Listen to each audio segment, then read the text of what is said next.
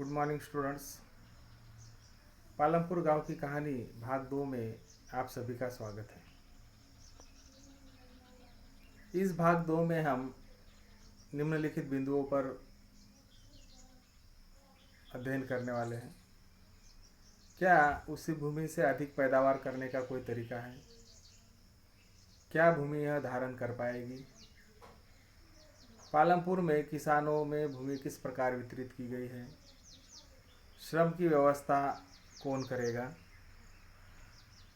खेती के लिए आवश्यक पूंजी, कृषि अधिशेषों की बिक्री, पालमपुर में गैर कृषि क्रियाएं जैसे कि डेयरी, लघु स्तरीय विनिर्माण, दुकानदारी, परिवहन आदि। इस भाग में हम इन बिंदुओं पर विस्तृत से चर्चा करने वाले हैं। सबसे पहला जो बिंदु है, क्या उसी भूमि से अधिक पैदावार करने का कोई तरीका है? तो हमें यहाँ पर भूमि से अलग अलग मौसम में अलग अलग प्रकार की फसलें किसान वहाँ लेते हैं। जैसे कि बरसात के मौसम में खरीफ, जिसमें ज्वार और बाजरा उगाते हैं। इन पौधों से पशुओं को साल भर के लिए चारा भी उन्हें पर्याप्त मात्रा में मिल जाता है। उसके बाद अक्टूबर से दिसंबर के बीच आलू की खेती होती है। सर्दी के मौसम में रबी फसल उगाई जाती है, जिसमें गेहूँ है। गेहूँ का उत्पादन स्वयं के उपभोग के लिए और जो अतिरिक्त होता है वह बाज़ार में बेचकर अच्छी आमदनी वह कमा लेते हैं। भूमि के कुछ हिस्सों में वहाँ पर गन्ना भी उगाया जाता है और गन्ने की कटाई करने के बाद उस गन्ने से गुड़ का निर्माण भी किया जाता है। तो इस प्रकार से पालमपुर गांव में विभिन्न प्रकार की फसलें ली जाती है। पालमपुर में एक वर्ष में किसान 3 अलग अलग फसलें इसलिए पैदा करते हैं क्योंकि वहाँ सिंचाई की सुविकसित व्यवस्था है। क्योंकि हमें पता है बरसात यह केवल हमारे भारत में जून से लेकर अक्टूबर तक ही अधिकतर होती है। उसके बाद हमें जो हमारे पास पानी का स्टॉक है उसी का इस्तेमाल करके ज़मीन को सिंचित करना पड़ता है। और पालमपुर में ऐसे पानी के स्रोत विकसित किए गए हैं और सिंचाई की आधुनिक पद्धतियों का भी इस्तेमाल किया गया है। बिजली का भी इस्तेमाल वहाँ पर किया जाने के कारण लोगों को आसानी से सिंचन की व्यवस्था हो रही है। तो अधिक पैदावार करने का जो पहला तरीका है वो है बहुविध फसल प्रणाली। एक वर्ष में किसी भूमि पर एक से ज़्यादा फसल पैदा करने को बहुविध फसल प्रणाली कहते हैं। अब एक ही भूमि में हम क्या करते हैं, कम से कम 2 मुख्य फसलें पैदा करते हैं। जैसे कि यहाँ पर है गेहूँ, बाजरा, गन्ना, आलू। एक ही ज़मीन में अलग अलग मौसम में अलग अलग फसलें हम क्या हैं उगाते हैं। या फिर एक समय में 2 फसलों में 2 फसलें भी हम उगाते हैं। जैसे कि यहाँ पे चित्र में दिया गया है कि 2 फसल है और 2 फसलों, एक फसल के बीच में और दूसरी फसल वहाँ पर उगाई गई है। जैसे कि अगर गन्ना है तो गन्ने के साथ साथ उसमें चना लिया जाता है, मूंगफली ली जाती है, प्याज का उत्पादन उसमें गन्ने के उसी खेत में किया जाता है। तो इसको कहा जाता है कि बहुविध फसल प्रणाली है। एक से ज़्यादा फसलें उसी समान भूमि में समान समय में या फिर अलग अलग मौसम में अलग अलग ली जाती है। अब इस संबंधित वर्षों में जुताई का जो क्षेत्र है, हम देखते हैं कि यहाँ पर क्षेत्र में क्या हुई है। पहले 1950 से 51 तक 129 मिलियन हेक्टर था, जो 1991 में 157 हुआ। फिर बाद में वह 56, 157, 156 और जाकर 2014-15 में फिर वह 155 मिलियन हेक्टर जुताई का क्षेत्र हुआ है। जुताई का क्षेत्र मतलब जिस क्षेत्र में हम फसलें उगाते हैं। इसका मतलब यह क्या है, एक तो स्थिर है या फिर वह किसी वर्ष थोड़ी 1 मिलियन हेक्टर से ज़्यादा या कम हो रही है। इसका अर्थ क्या है कि जो सिंचन की जो कृषि की ज़मीनें हैं उस पर निवास की व्यवस्थाएं क्या हो रही है, बढ़ रही है। इसलिए अभी कृषि लायक ज़मीनें थोड़ी कम हो गई हैं। यहाँ पर आपको जुताई का क्षेत्र जिसका आलेख बताया गया है, ये सिंगल बार डायग्राम के द्वारा इसको बताया गया है। और हम देखते हैं कि ये क्या है, कांस्टेंट है 160 के आसपास। केवल 1950-51 में 120 से थोड़ा सा ज़्यादा है, मतलब 129 है। और उसके बाद अगर हम देखते हैं 1990 से लेकर 2015 तक यह क्या है, स्थिर है, 160 के आसपास है। दूसरा जो तरीका है खेती में आधुनिक कृषि विधियों का प्रयोग करना। अब हम देखते हैं कि यदि उसी समान भूमि में से हमें अधिक पैदावार करनी है, क्योंकि भूमि तो स्थिर है लेकिन जनसंख्या क्या है, बढ़ रही है। और बढ़ती हुई जनसंख्या को खाने पीने के लिए जो आवश्यक कृषि उत्पाद चाहिए उसका उत्पादन हमें बढ़ाना पड़ेगा। और उसके लिए फिर हमारे पास आधुनिक कृषि विधियों का सहारा लेना आवश्यक है। अब हम देखते हैं कि आधुनिक कृषि विधियों में 1960 के दशक के मध्य तक खेती में पारंपरिक पद्धतियों का इस्तेमाल किया जाता था। पारंपरिक बीज इस्तेमाल किए जाते थे, सिंचाई की व्यवस्था कम थी और प्राकृतिक खादों का इस्तेमाल खेती में किया जाता था। किसानों के पास मशीनरी की उपलब्धता बहुत ही कम थी और इसी के चलते हमें उतना उत्पादन नहीं हो पाता था।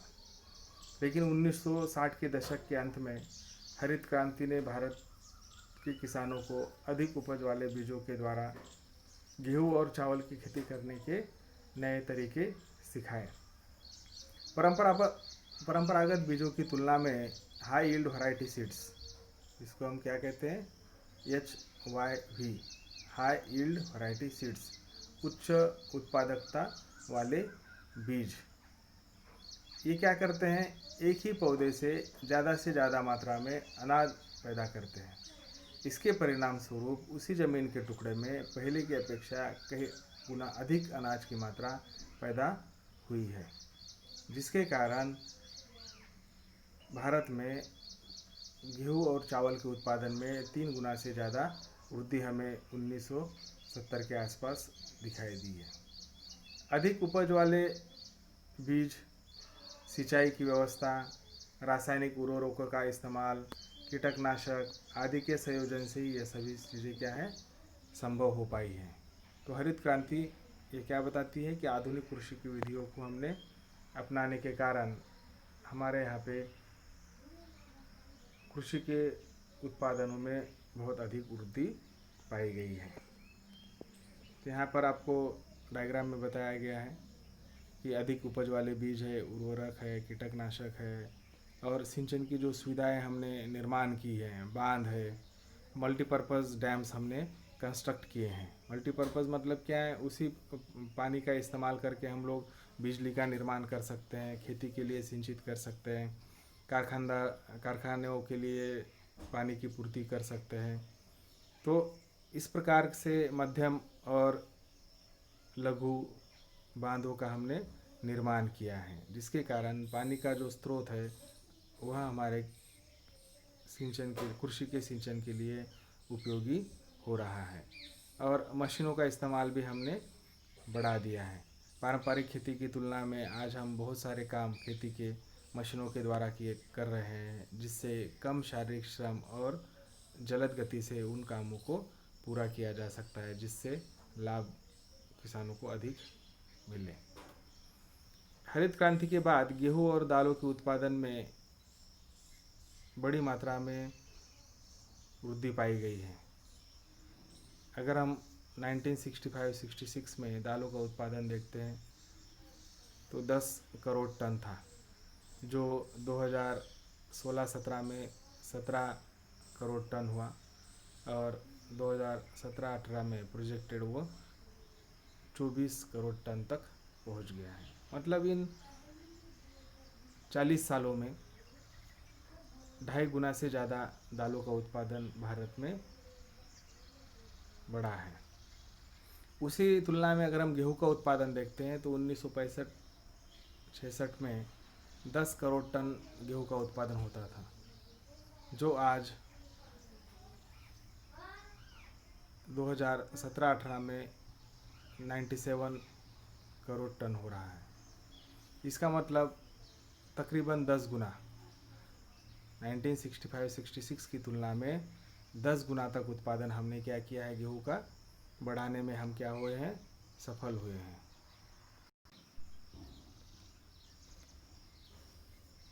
अब दूसरी महत्वपूर्ण बात है, क्या भूमि यह धारण कर पाएगी, विल द लैंड सस्टेन।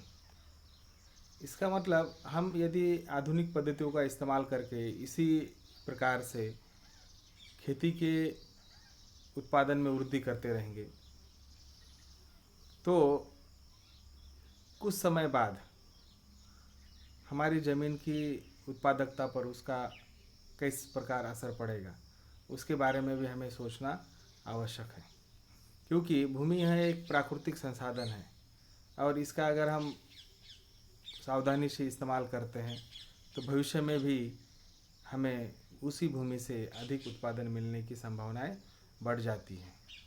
तो इसी प्रकार अनेक क्षेत्रों में हम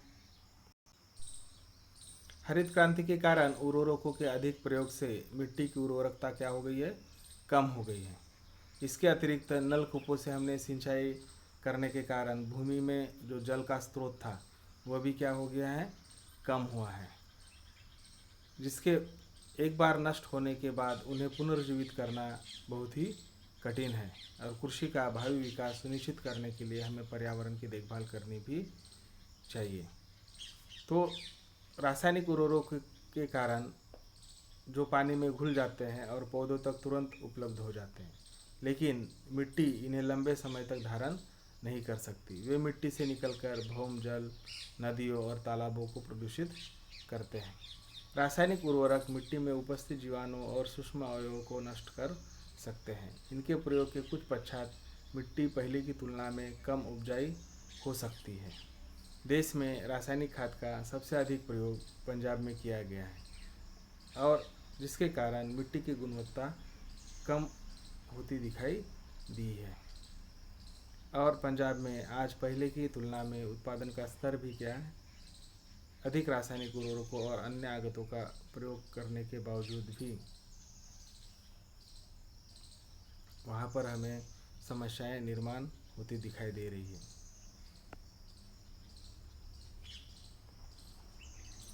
पालमपुर के किसानों में भूमि का वितरण, यहाँ पर हम देखते हैं इस पिक्चर में कुछ भूमि के जो टुकड़े हैं वो बहुत ही छोटे हैं, कुछ मध्यम हैं और कुछ बड़े हैं। तो किसी भी गांव में हम देखते हैं कि सबके पास समान भूमि नहीं है।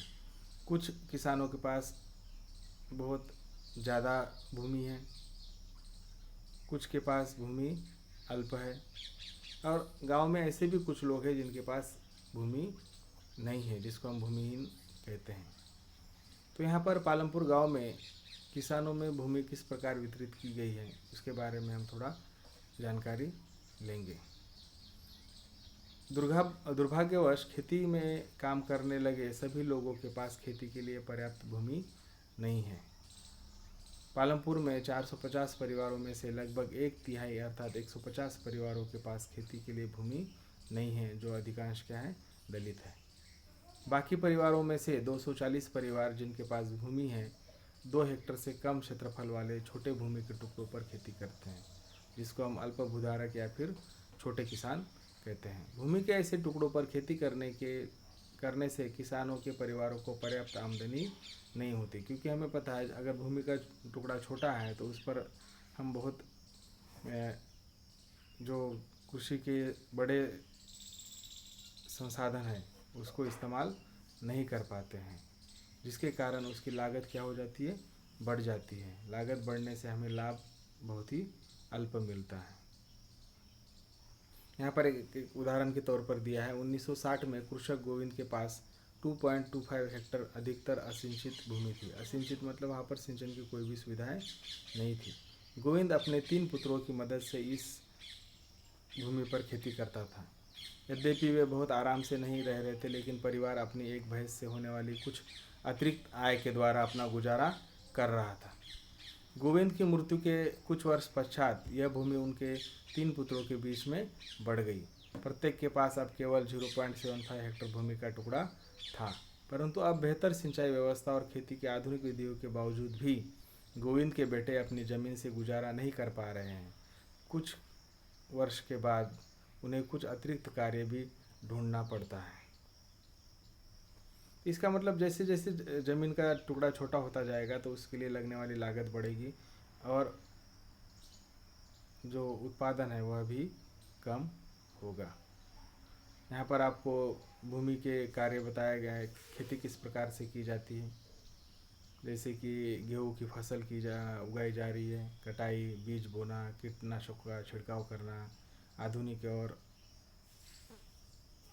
परंपरागत दोनों प्रकार की विधियाँ यहाँ पर बताई गई हैं। तो आधुनिक पद्धतियों से हम खेती किस प्रकार करते थे और परंपरागत पद्धतियों से खेती को किस प्रकार किया जाता था उसके बारे में यहाँ पे बताया गया है। ठीक है, पहले हम बैलों का इस्तेमाल करके अधिकतर खेती के काम करते थे। आज की स्थिति में हम लोग ट्रैक्टर का इस्तेमाल कर रहे हैं। पहले हम लोग थ्रेसिंग के लिए यहाँ पर जानवरों का इस्तेमाल किया जाता था। आज हम थ्रेसिंग के लिए हमारे पास थ्रेशर्स है, मशीनें हैं।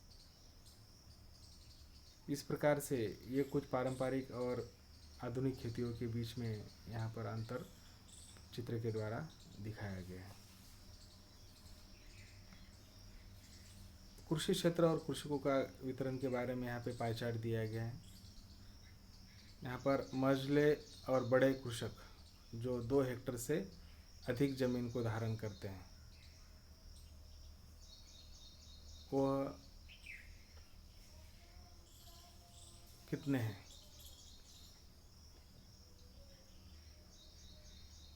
जो मझले और बड़े कृषक हैं उनके पास 55.4% कृषि का क्षेत्र है और जो सीमांत एवं छोटे कृषक हैं उनके पास 44.6% कृषि का क्षेत्र है। अगर हम कृषकों की संख्या के हिसाब से देखते हैं तो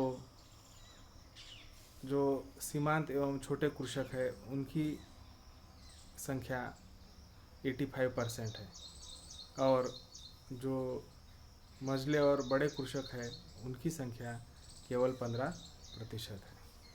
इसका मतलब सीमांत एवं छोटे कृषकों की संख्या 85% है और उनके पास कृषि का केवल 44.6% क्षेत्र ही है।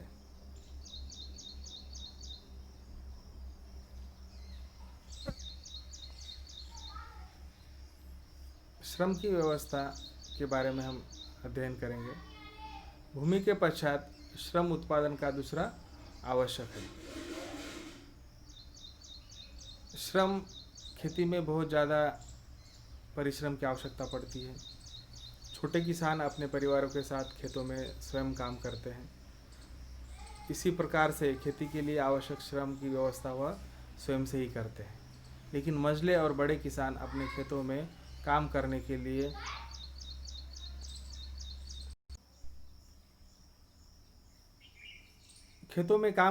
लिए श्रमिक या तो भूमिहीन परिवारों से आते हैं या बहुत छोटे प्लाटों में खेती करने वाले परिवारों से। अब बड़े किसानों के पास जो काम करने के लिए होंगे वो कौन होंगे। एक तो जिनके पास ज़मीनें नहीं हैं, वह बड़े किसानों के पास साल भर के लिए काम में जुट जाते हैं। और जो छोटे किसान हैं वह अपने भूमि में जब काम ख़त्म हो जाता है तो फिर बचे हुए समय में वह बड़े किसान या फिर मझले किसान के पास जाकर काम करते हैं और उससे कुछ अतिरिक्त आय कमाते हैं। खेतों में काम करने वाले श्रमिकों को मजदूरी मिलती है जिनके लिए वे काम करते हैं। मजदूरी नगद या वस्तु जैसे अनाज के रूप में भी हो सकती है। कभी कभी श्रमिकों को भोजन भी मिलता है। तो मजदूरी नगद के रूप में या फिर वस्तु के रूप में भी दी जाती है। जैसे उस गांव में अगर मज़दूरों को खाने पीने की वस्तुओं की आवश्यकता है तो उसको उसी रूप में दिया जाता है। जैसे हम यहाँ पे देखते हैं कपास को जब हम कलेक्ट करते हैं तो उस समय जो मज़दूर है उनको मज़दूरी क्या है, किलो के हिसाब से दी जाती है। जितना किलो कपास उन्होंने इकट्ठा की है दिन भर में, तो 5 रुपये किलो के हिसाब से उनको दिया जाता है।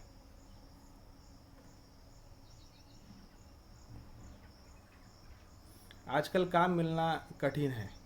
यहाँ ये डाला और रामकली के बीच में बातचीत हो रही है। ये लोग निर्धन नागरिक हैं। गांव में अधिकतर समय वो क्या करते हैं, बड़े किसानों के पास या फिर मझले किसानों के पास जाकर काम करते रहते हैं। तो उनके बीच में संवाद हो रहा है। डाला बोल रहा है, आजकल काम मिलना कठिन है, केवल बड़े किसान ही हमें रखते हैं और वह भी बहुत कम दिनों के लिए। हमारे पास जुताई के लिए ट्रैक्टर, कटाई के लिए हार्वेस्टर तथा गहाई के लिए थ्रेशर है। यहाँ तक कि खरपतवार को साफ करने के लिए किसान खरपतवार नाशकों को छिटकते हैं, कीटकनाशकों को, या फिर हमारे जो वीडीसाइड है, पेस्टिसाइड्स है, उसको भी इस्तेमाल कर रहे हैं। मुझे स्थानिक साहूकार को 2000 रुपये देने हैं। मैंने पिछली गर्मियों में 1000 रुपये लिए थे जब खेतों में काम नहीं था। मैं इसे कैसे चुकता कर पाऊँगा? मैं तो 2 वक्त के भोजन के लिए भी कठिनाई से कमाता हूँ।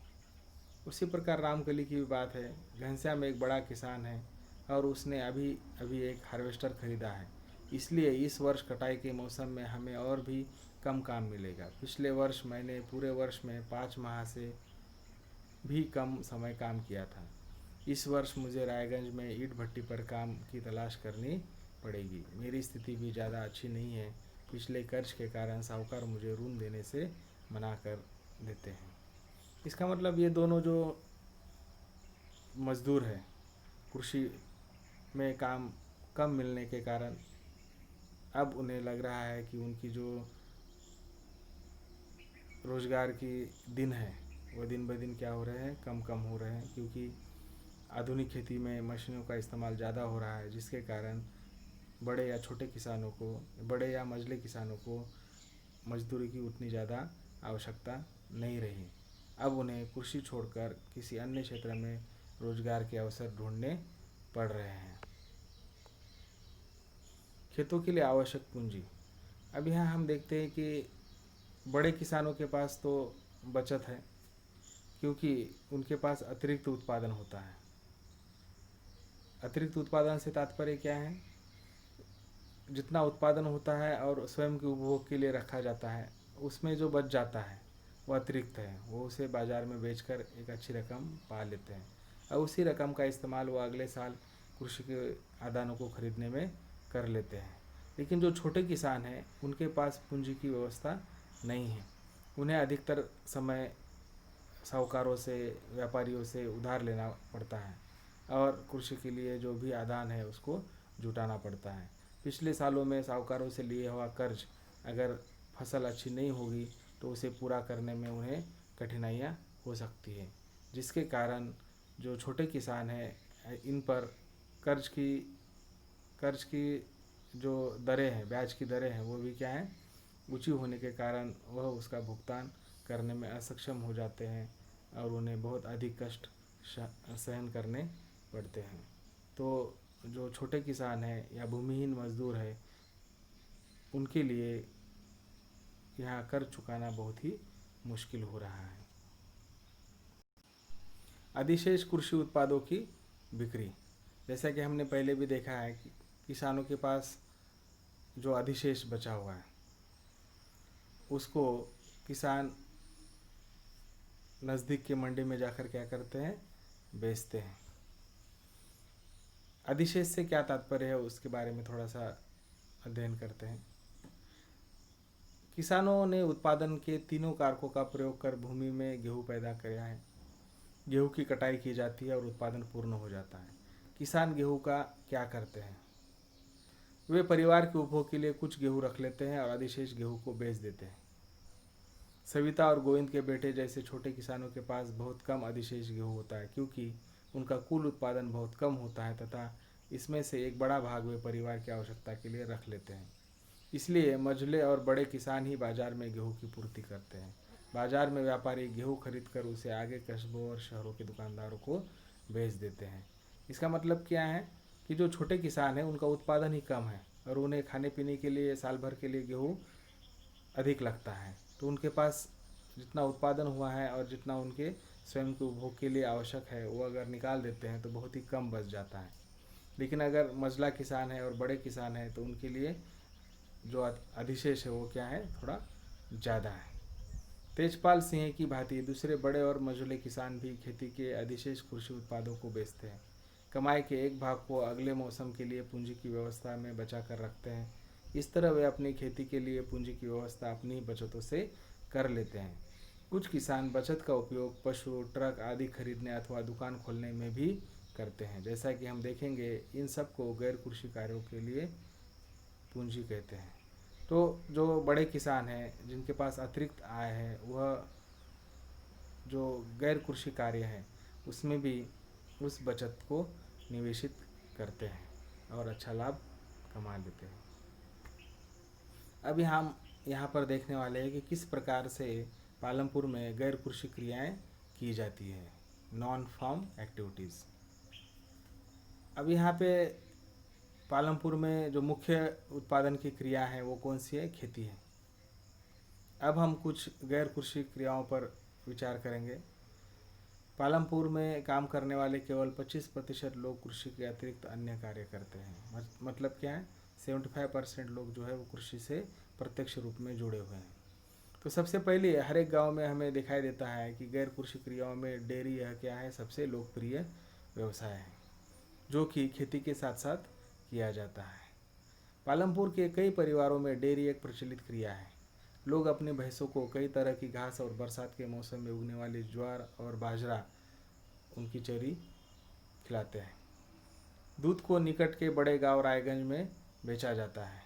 शाहपुर शहर के 2 व्यापारियों ने रायगंज में दूध संग्रहण एवं शीतलन केंद्र खोला हुआ है, जहां से दूध दूर दराज के शहरों और कस्बों में बेचा जाता है। तो ये डेयरी जो है ये भी एक क्या है, लोकप्रिय क्रियाएं हैं और वो खेती के साथ साथ की जाती है, जिससे आसानी से लाभ भी कमाया जाता है। दूसरा जो गैर कृषि क्रियाएं हैं, पालमपुर में लघु स्तरीय विनिर्माण। इस समय पालमपुर में 50 से कम लोग विनिर्माण कार्यों में लगे हैं। शहरों और कस्बों में बड़ी फैक्ट्रियों में होने वाले विनिर्माण के विपरीत पालमपुर में विनिर्माण में बहुत सरल उत्पादन विधियों का प्रयोग होता है और उसे छोटे पैमाने पर ही किया जाता है। विनिर्माण कार्य पारिवारिक श्रम की सहायता से अधिकतर घरों या खेतों में किया जाता है। श्रमिकों को कभी कभार ही किराए पर लिया जाता है। इसका मतलब यहाँ पर जो विनिर्माण है वो क्या है, छोटे स्तरों पर है, इसलिए वहाँ पर अधिक श्रमिकों को ना लगाते हुए घर के लोगों को ही उसमें इस्तेमाल किया जाता है और आवश्यकता पड़ने पर कभी कभार बाहर से मजदूर भी बुलाए जाते हैं। जैसे कि यहाँ पे उदाहरण के तौर पर हम मिश्रलाल की कहानी देखेंगे। मिश्रलाल ने गन्ना पेरने वाली एक मशीन खरीदी है जो बिजली से चलती है और उसे अपने खेत में लगाया है। पहले गन्नों को पेरने का काम बैलों की मदद से किया जाता था, पर अब लोग उसे मशीनों से करना पसंद कर रहे हैं। मिश्रीलाल दूसरे किसानों से भी गन्ना खरीद कर उससे गुड़ बनाता है। गुड़ को फिर शाहपुर के व्यापारियों को बेचा जाता है। इस प्रक्रिया में मिश्रीलाल को थोड़ा लाभ मिलता है। हमें भी पता है गन्ना के इस विनिर्माण में, गन्ने से गुड़ के विनिर्माण में 8 या 10 लोगों को रोजगार मिल जाता है और वहाँ के जो गन्ना उत्पादक है उन किसानों को भी एक अच्छी कीमत मिल जाती है, जिसके कारण यहाँ पर पालमपुर में इस प्रकार के जो कार्य हैं, विनिर्माण के कार्य हैं, वो भी किए जा रहे हैं। दुकानदारी, हम देखते हैं कि गांव है तो वहाँ पर जनसंख्या है, उनकी रोज़मर्रा की ज़रूरतें हैं, उन ज़रूरतों को पूरा करने के लिए गांव में ही अधिकतर दुकानों को खोला गया है। और जो बड़े किसान हैं या फिर जो भूमिहीन लोग हैं, वह लोग इन व्यवसाय में पूरी तरह से जुटे हुए हैं, जिसके कारण वह सवेरे या शाम या फिर पूरे दिन के लिए भी व्यापार करते हैं, और जिससे हमें एक अच्छी आय प्राप्त हो सकती है। तो पालमपुर में दुकानदार करीम की एक कहानी हम यहाँ पर डिस्कस करेंगे। करीम ने गांव में एक कंप्यूटर केंद्र खोला है। हाल के वर्षों में कई विद्यार्थी शाहपुर शहर के कॉलेज जाने लगे हैं। करीम ने देखा कि गांव के कई छात्र शहर की कंप्यूटर कक्षाओं में जाते हैं। गांव में 2 महिलाओं के पास कंप्यूटर अनुप्रयोग में डिग्री थी। उसने उन्हें काम पर लगाने का निश्चय किया। उसने कंप्यूटर खरीदे और अपने घर में बाजार की और खुले बाजार के कमरे में कक्षाएं प्रारंभ की। हाई स्कूल के छात्रों ने पर्याप्त संख्या में इन कक्षाओं में आना आरंभ कर दिया है।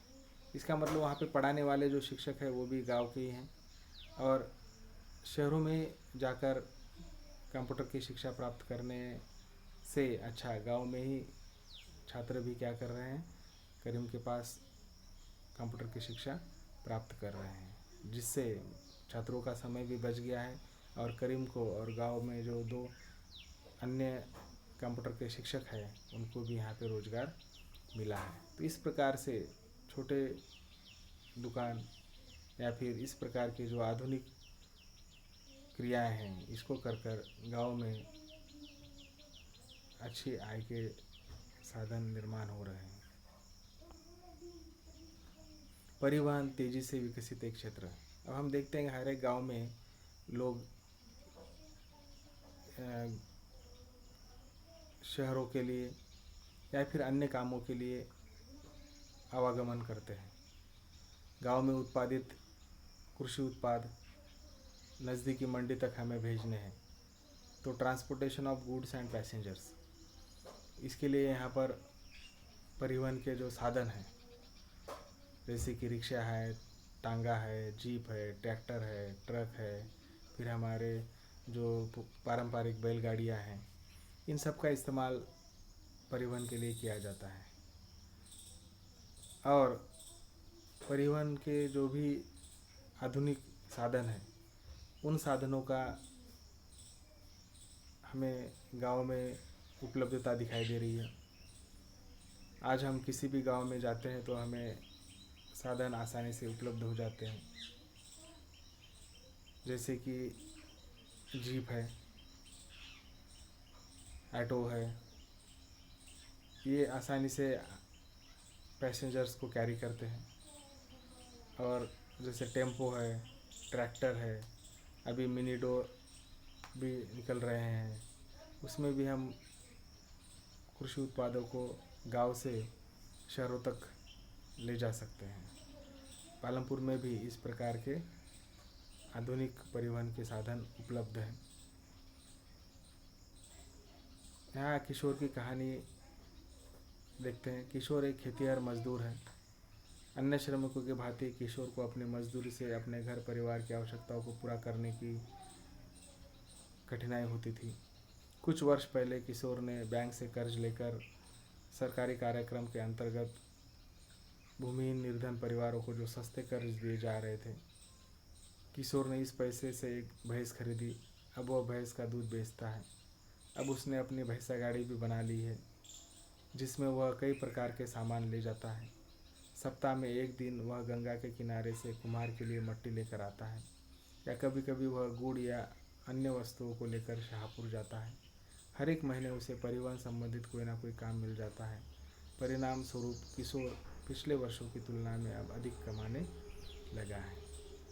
तो इस ऐसे और इस प्रकार के बहुत सारे यातायात के साधन गांव में लोगों के द्वारा खरीदे गए हैं, और उनके द्वारा वह उपजीविका आसानी से कर पा रहे हैं। तो खेती के साथ साथ इन सभी गैर कृषि कार्यों में यदि गांव के लोग जुट जाते हैं तो उन्हें अतिरिक्त आय मिलेगी, जिसके कारण वह अपना जीवन आसानी से गुजर सकते हैं। तो इस भाग दौड़ में ही इतना ही। धन्यवाद।